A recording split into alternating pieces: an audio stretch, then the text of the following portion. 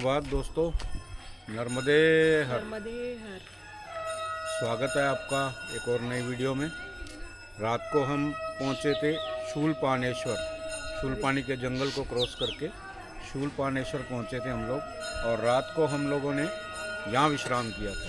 ये है हरिधाम आश्रम। ये आश्रम महर्षि सांदीपनि राष्ट्रीय वेद विद्या प्रतिष्ठान जो उज्जैन में है, उनके द्वारा संचालित किया जाता है, उनके अनुदानित से संचालित किया जाता है। और यहाँ पे वेद शिक्षा दी जाती है। वेद शिक्षा मंत्रालय भारत सरकार द्वारा ये ऑथराइज्ड है।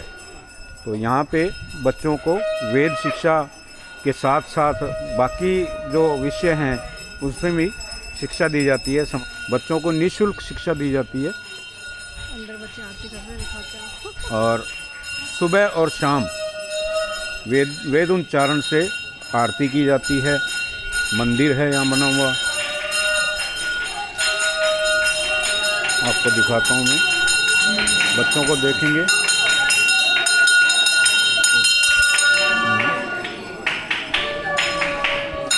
वो देखेंगे।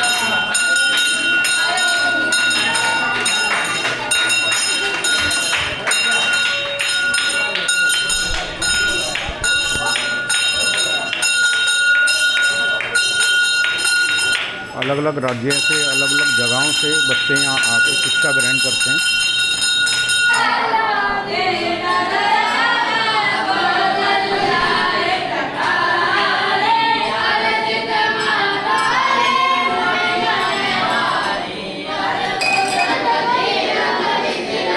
इसके साथ साथ नर्मदा परिक्रमा करने वाले यात्रियों के लिए, नर्मदा परिक्रमा करने वालों के लिए यहाँ बहुत उचित व्यवस्था है, रहने की, खाने पीने की, सोने की।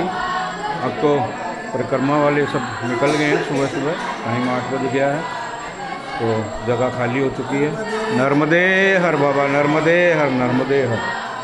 ये आप जो जगह देख रहे हैं सब ठहरने के लिए, खाना पीना नहाना सब निःशुल्क है। सुबह सुबह चाय की व्यवस्था है। ये शाला है, वेदशाला, बहुत ही बड़ा प्रांगण। सुबह 4 बजे ही बच्चे उठ जाते हैं और अपने नित्यक्रम से फ्री होकर अपने अध्ययनरत हो जाते हैं। सुबह सुबह नर्मदा मैया का रूप,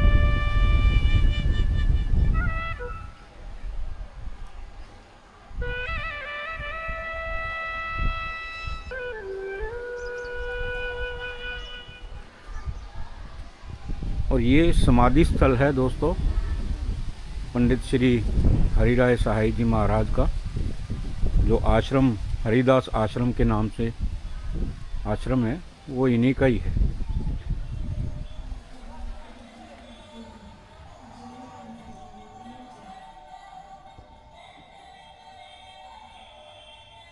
बहुत ही पॉजिटिव वाइब्स आती हैं यहाँ बैठने पे।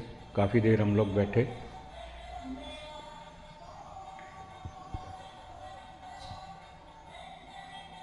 ये हमारी गाड़ी खड़ी है।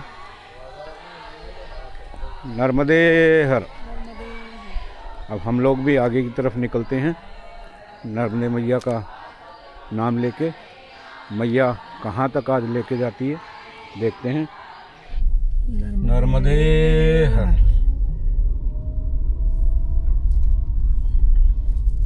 जय नर्मदे मैया की जय। पैदल चलने वाले तो बहुत सुबह निकल गए यार, पहुंच गए हो कितनी दूर। तो पैदल चलने वाले तो सुबह 5 बजे तो अपनी परिक्रमा का आरंभ कर देते हैं। हम लोग ही थोड़े लेट लतीफ हैं।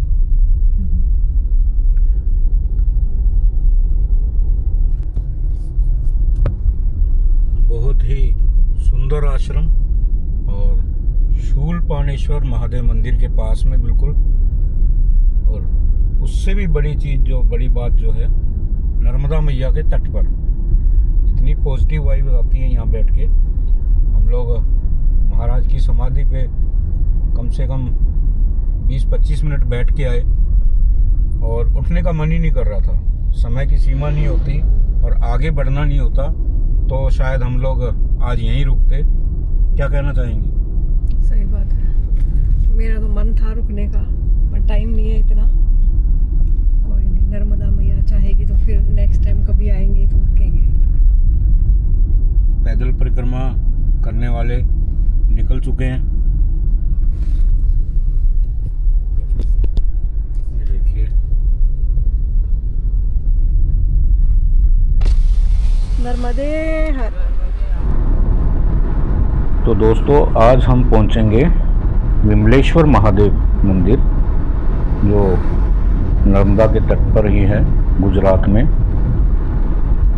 ये जो नर्मदा परिक्रमा हम लोग कर रहे हैं, इसके उत्तरी तट की ओर 11 तीर्थ हैं और दक्षिणी तट की ओर 23 तीर्थ हैं। इस तरह से ये 34 तीर्थ हो गए। और जब नर्मदा मैया रत्ना सागर से जाके मिलती है तो वमल होता है, वमल मतलब घुमाव, तो तब विमलेश्वर प्रकट हुए और रत्ना सागर और नर्मदा मैया के संगम को 35वां तीर्थ कहा गया है। 35वें तीर्थ में विमलेश्वर महादेव हैं। इनके अलावा नर्मदा मैया में गुप्त और प्रकट बहुत से तीर्थ हैं और नारद पुराण में भी लिखा है, वायु देवता ने कहा कि भूतल, अंतरिक्ष और भूलोक में जो 3.5 करोड़ तीर्थ हैं वो सारे के सारे नर्मदा मैया में विद्यमान हैं, क्योंकि महादेव स्वयं समाहित हैं नर्मदा मैया में। तो उनके समेत सारे पंच परमेश्वर नर्मदा मैया में हो गए, तो सारे के सारे तीर्थ जो हैं वो नर्मदा मैया में समाहित हैं। इस तरह नर्मदा जी के तट पर किया हुआ स्नान, दान, जप, होम, वेद अध्ययन या कोई भी पूजन सब अक्षय हो जाता है। और दूसरा ये भी बताया गया है कि जो मानव नर्मदा के तीर्थों का संग्रह सुन लेता है या पढ़ लेता है या किसी को सुनाता है तो वो भी पापों से मुक्त हो जाता है। अभी आधे घंटे में हम लोग पहुंचने वाले हैं विमलेश्वर महादेव जी के मंदिर में, और वहाँ से हमने तट परिवर्तन करना है। दक्षिणी तट से उत्तरी तट की ओर जाएंगे नाव से, और हमारी गाड़ी कोई दूसरा ड्राइवर लेके उधर आएगा। ये सेवा भी मंदिर की तरफ से प्रोवाइड की जाती है कुछ पैसे लेके, क्योंकि अगर हम खुद गाड़ी लेके जाएंगे तो परिक्रमा भंग हो जाएगी, खंडित हो जाएगी। तो इसलिए गाड़ी कोई और लेके जाएगा और हम लोग नाव से जाएंगे, इस पार से उस पार तट परिवर्तन करके उस तरफ जाएंगे, मीठी तलाई की तरफ। विमलेश्वर महादेव से उधर मीठी तलाई की तरफ, फिर उधर से हम अपनी परिक्रमा को जारी रखेंगे। तो अभी हम पहुंचने वाले हैं थोड़ी देर में, तो आगे का भी हाल आपको बताएंगे और क्या प्रक्रिया रहती है वो भी आपसे शेयर करेंगे। नर्मदे हर, नर्मदे हर,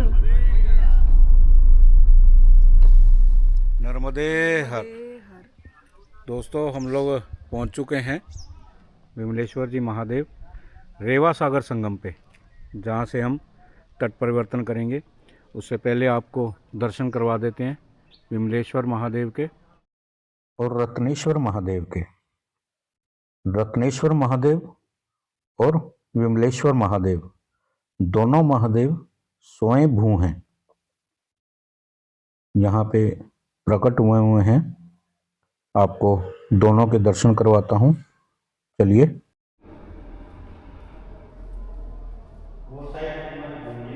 घूमना नहीं है इधर, परिक्रमा नहीं करनी हो। ये देखिए दोस्तों, ये हैं श्री रत्नेश्वर जी महादेव। ये रत्ना सागर से रत्नेश्वर, ठीक है? जी जी जी, ये रत्ना सागर से रत्नेश्वर जी हैं जी। ओम नमः शिवाय, हर हर महादेव।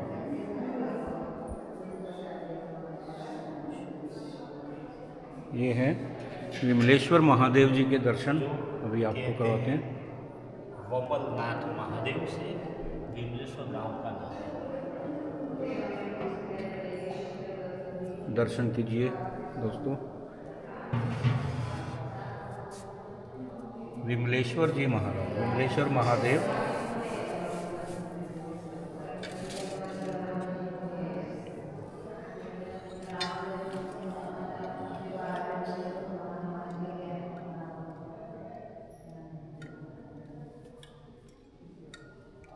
ये है माँ नर्मदा।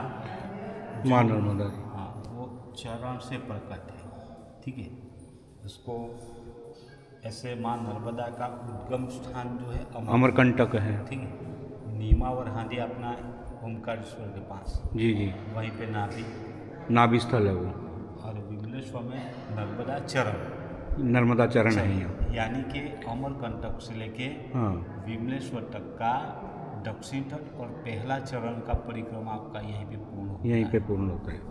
एक साइड का दक्षिण तट का, ठीक है। अब द्वितीय चरण स्टार्ट होगा उधर से। हाँ, वो दक्षिण आपको उत्तरी तट दूसरा से। चरण के लिए, पहला चरण से दूसरा चरण जाने के लिए नाव में बैठ के जाना। जी, तो सामने तट, उत्तर तट में दूसरा चरण का परिक्रमा शुरू होगा, वापस अमरकंटक तक। तब ठीक। जाके 100% यानी कि 100%। 100% हमारी परिक्रमा पूर्ण होगी।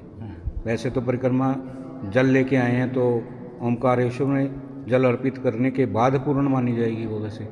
हाँ, पूरा घूम के पूरा, जब जाओगे हाँ, तब। परिक्रमा पूर्ण तो तब होगी। लेकिन ओमकारेश्वर से हमने ओमकारेश्वर से उठाया तो क्या है, जल परिवर्तन करना। जल परिवर्तन होगा। जी जी, ठीक है तो महादेव। जो अपना वमलनाथ महादेव जो है, वामन जैसे देव, जी जी, वमल ऐसे गुजरात में कहते हैं। हाँ वमल मतलब विमलेश्वर महादेव। हाँ, तो वमलनाथ महादेव के नाम से गांव का नाम वमलेश्वर, यानी कि वमलेश्वर। हिंदी में विमलेश्वर। विमलेश हो गया, हिंदी में विमलेश बोलते हैं, गुजराती में वमल बोल दिए।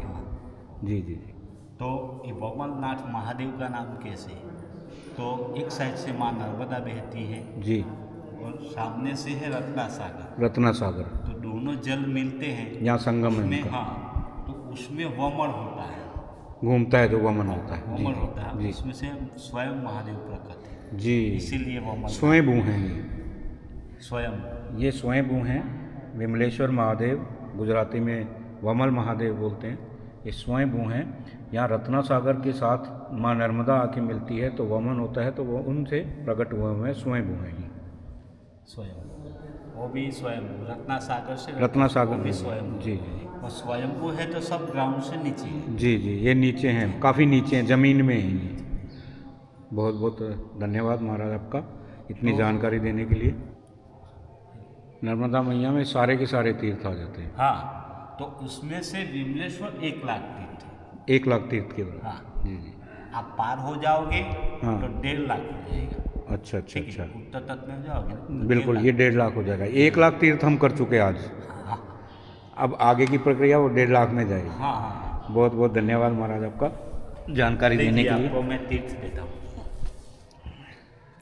ओम नर्मदे हर मात गंगे हर, जटा शंकरे हर, नमः पार्वती पते हर हर महादेव हर। ओम विमलेश्वर महादेव की जय। प्रसाद ले लो। हाँ जी, हाँ जी। ओम नमः शिवाय। आप में भी करते हैं इतनी का भी। ओम स्वस्ति नो इंद्रो सवाह, स्वस्ति न पूषा विश्ववेदाः, स्वस्ति नोष्टारक्षो अरिष्टनेमिः, स्वस्ति नो बृहस्पति ददातु। ओम शांति शांति शांति। A few moments later. Hare Krishna, Krishna Krishna, Hare Hare, Hare Ram, Ram Ram, Hare Krishna, Hare Ram, Ram Ram, Hare Hare.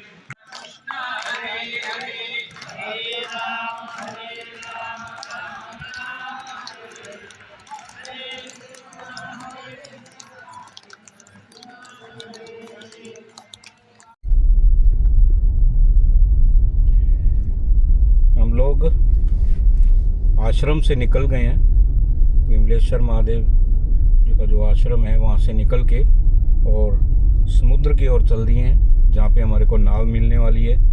उस नाव में बैठ के हम लोग पश्चिम तट से उत्तरी तट की तरफ चलेंगे। लगभग 2 घंटे का नाव का सफ़र रहेगा। ये नाव हमारे को इस पार से उस पार ले जाएगी और हमारी गाड़ी जो है वहीं पे हम छोड़ देंगे। वो गाड़ी को ड्राइवर लेके बाय रोड अंकलेश्वर होते हुए उस तरफ चलेगा, उस तरफ पहुंचेगा। मीठी तलाई जगह नाम है वो उधर का, मीठी तलाई पहुंचेगा इधर से उधर तक। और हम लोग नाव में बैठ के उधर जाएंगे।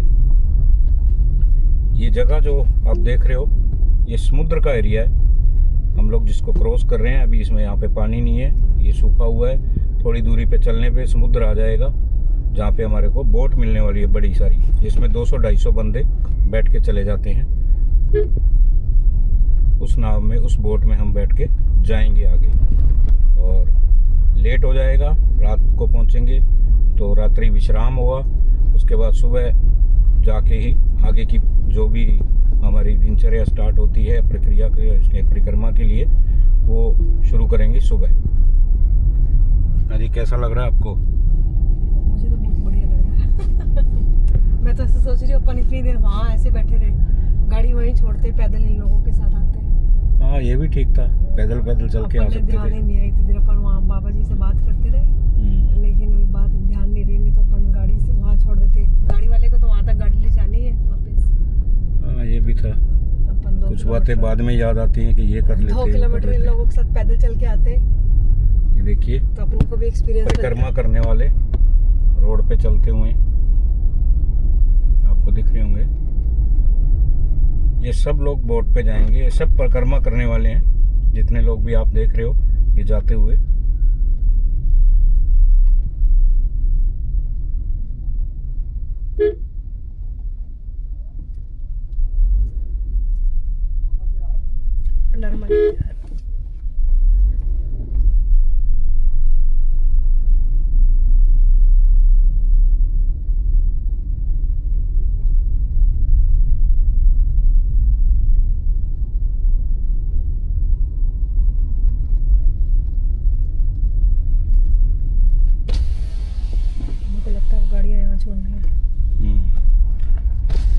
मेरे को भी लगता है कि गाड़ियाँ यहीं तक की हैं, गाड़ियाँ यहीं छोड़नी होगी। यहाँ से आगे भी पैदल जाना पड़ेगा अपने को।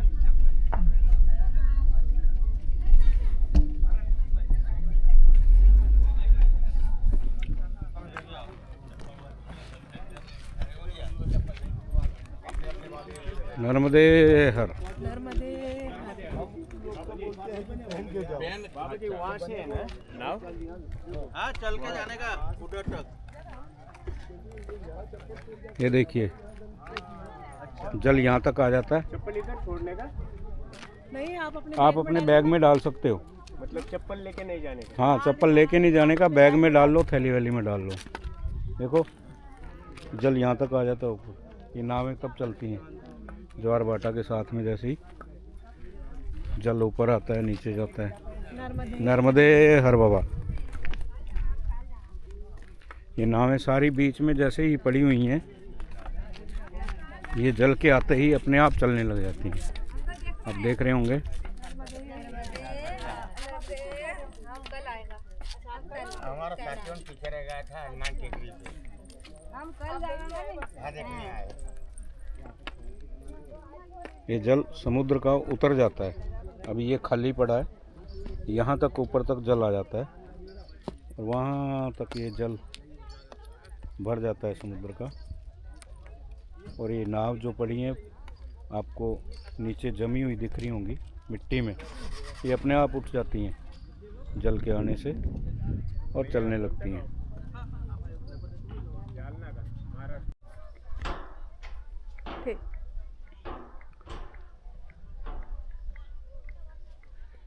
इस समुद्र के ऊपर पुल बनाया हुआ है कुछ दूरी तक का, जहाँ पे नाव लगेगी। ये नाव बिना पानी के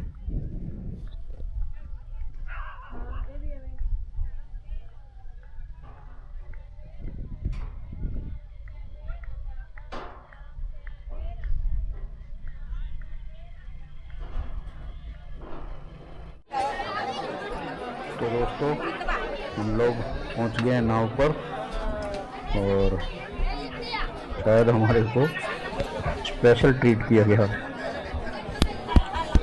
देखिए हम तो 2 खाली पड़ी है। ये है कैबिन नाव का, हम कैबिन में बैठे हैं।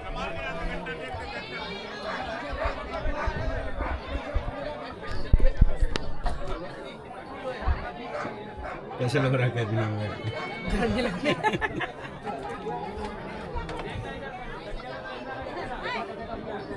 स्पेशल गेस्ट हैं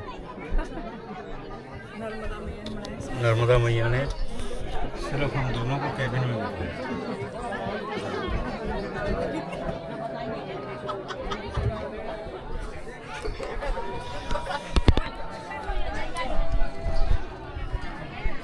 नाव वाले भैया ने हमको स्पेशल बुला के अंदर बिठाया कि आप लोग यहाँ बैठिए।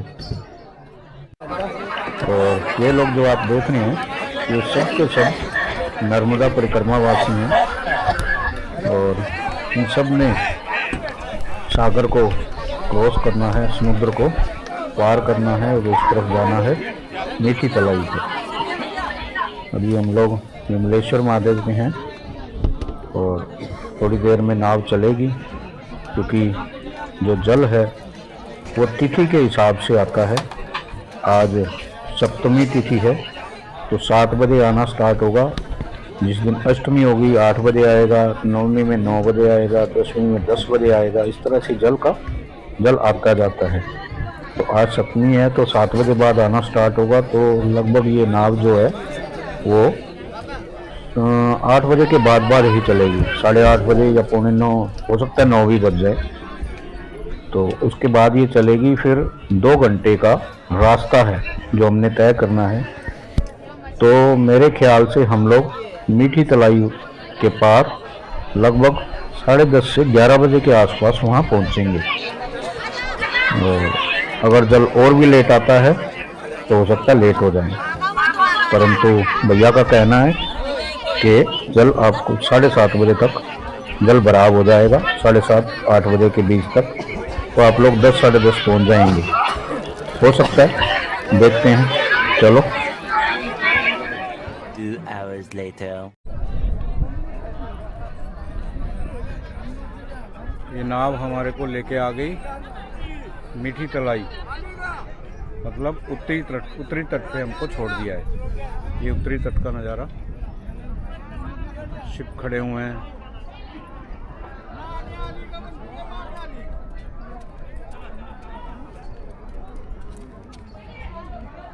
नर्मदे हर।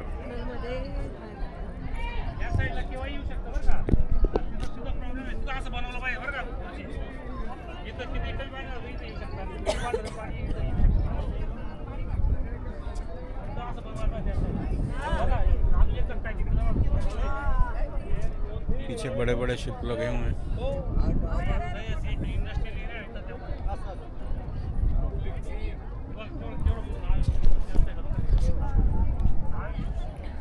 अभी जाएंगे यहाँ से मीठी तलाई आश्रम में। रेवा आश्रम या मीठी तलाई? रेवा संगम। रेवा संगम आश्रम। छोटे छोटे बहुत भी खड़ी हैं, देखो आगे जाएंगे। पैरट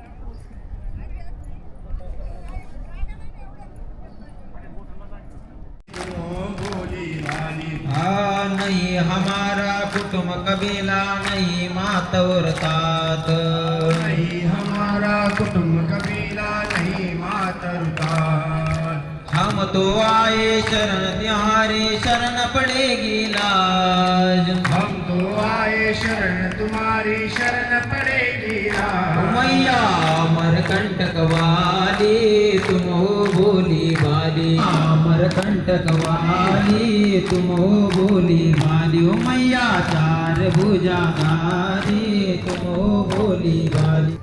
नर्मदा मैया की जय।